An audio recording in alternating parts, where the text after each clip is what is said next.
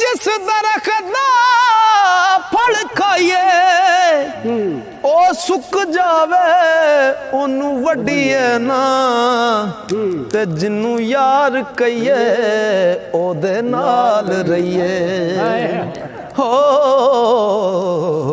ते जग दे ताने पिछा हटिए ना ते जदों पढ़ परे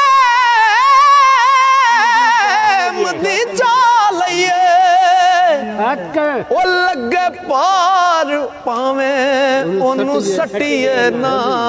मुहम्मद बूटिया मिले जे यार रसूली